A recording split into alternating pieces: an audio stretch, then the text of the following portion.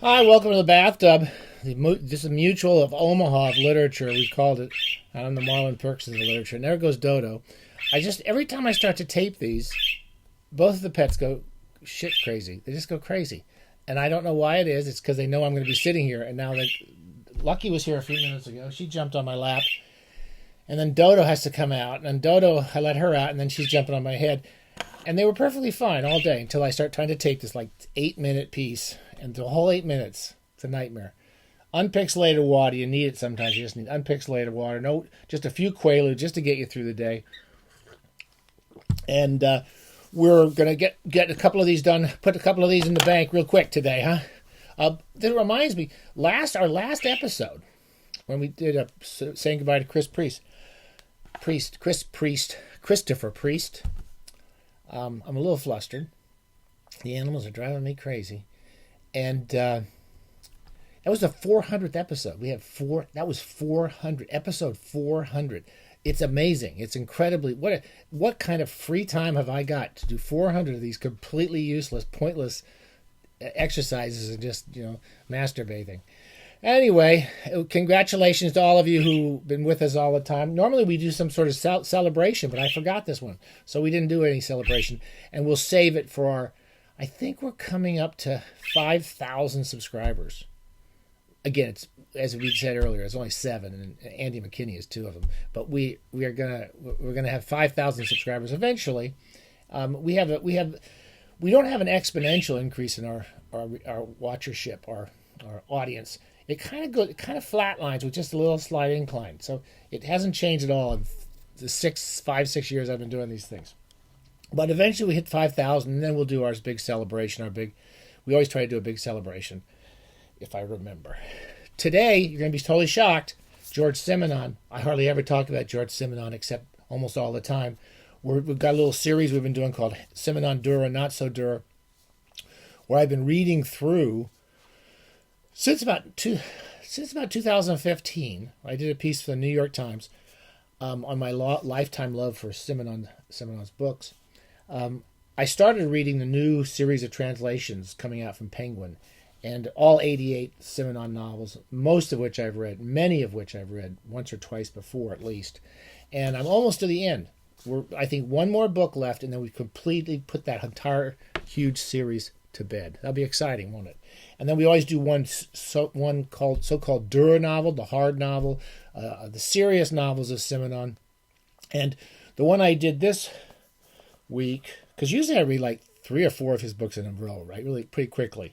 One a day. They go by really fast. This is a novel called The Green Thermos. It doesn't really have the publication date.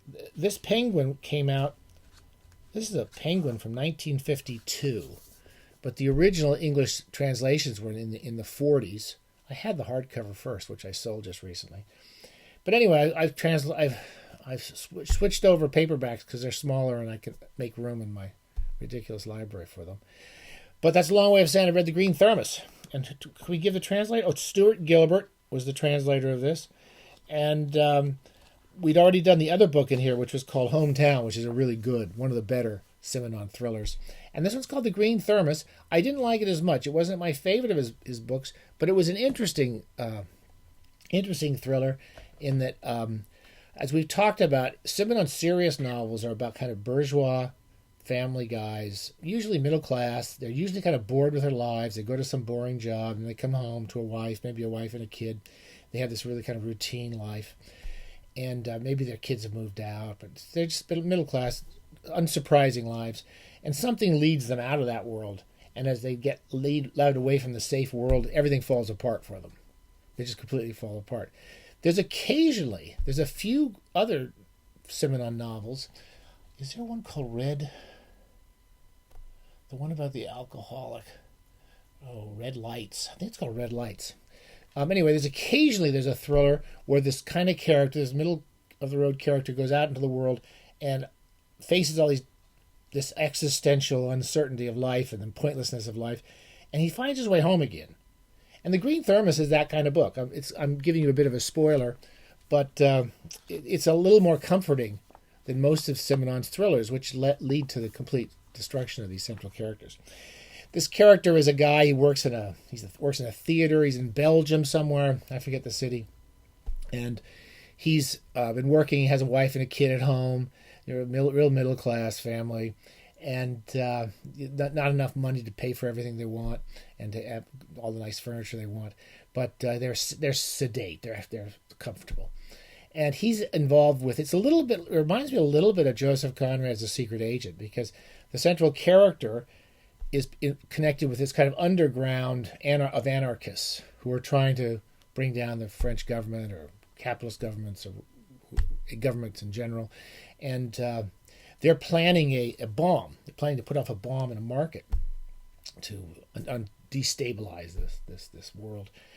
And this central character is affiliated with them, has been affiliated with them for a long time, but he's a little disturbed by this idea of bombing and killing people who are innocent. And he goes off to find out what's going on with this network of people. And it's basically his journey away from home. And we keep cutting back and forth to the home where his wife the kid is sick, he's got a fever, and the mother's trying to take care of him, and the police are coming by. And it's a bit of a balance between this home life and then going off, the central character going off and trying to find out what's going on. And at the end, he comes home.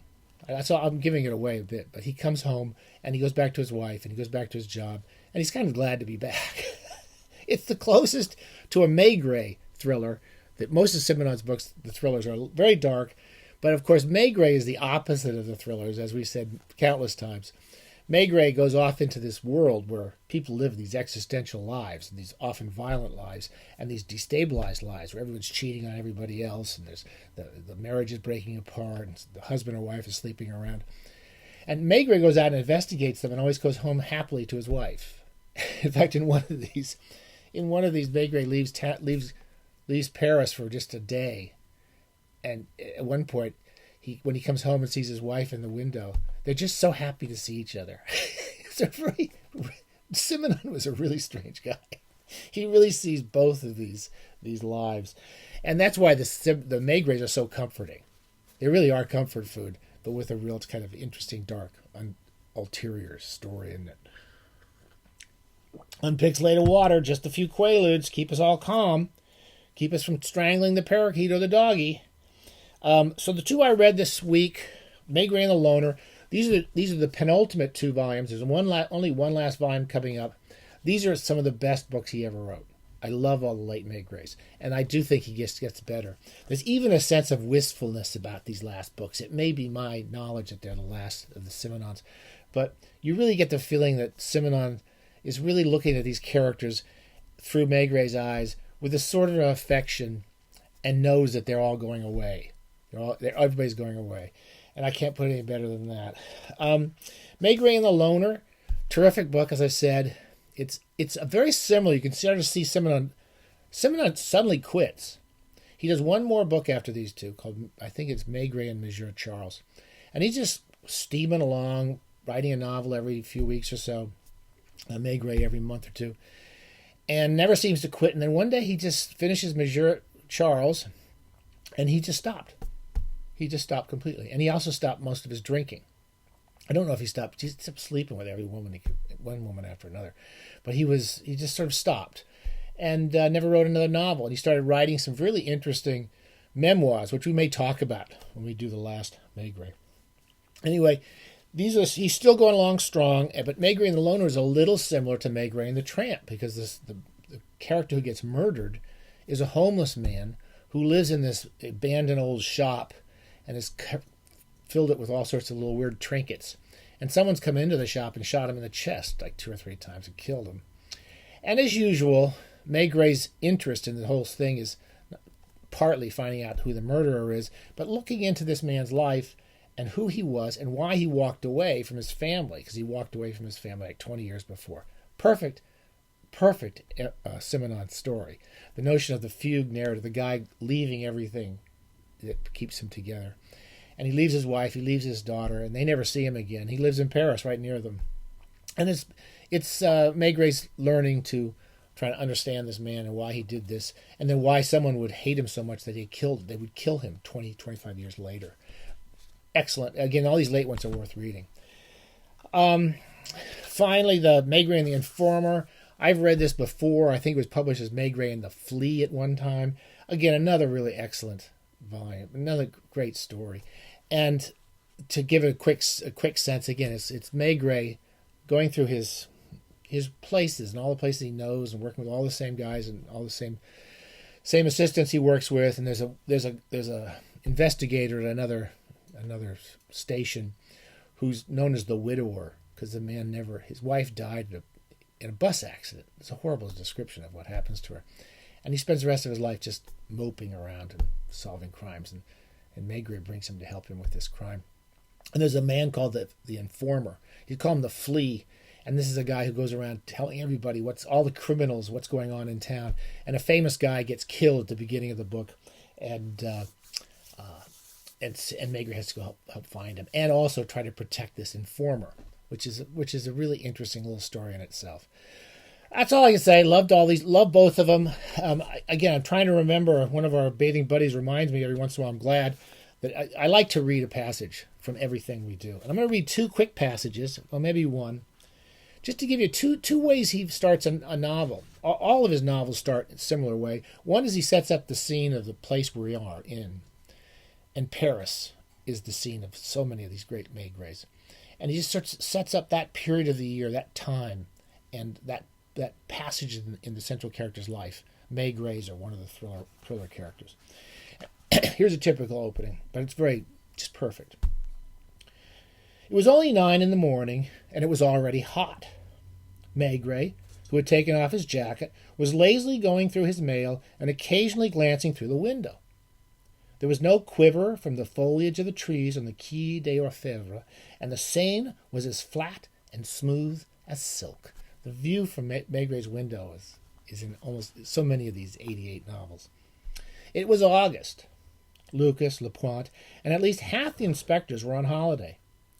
Janvier and Torrance had taken theirs in July, and Maigret was planning to spend much of September in his house in Meung-sur-Loire, which looked like a presbytery. For nearly a week, every day, late in the afternoon, a brief but violent storm had broken out, and rain pattered down, forcing the people in the streets to hurry on as close to the buildings as possible. It was the end of the heat wave, and it cooled the air for the night. Paris was empty.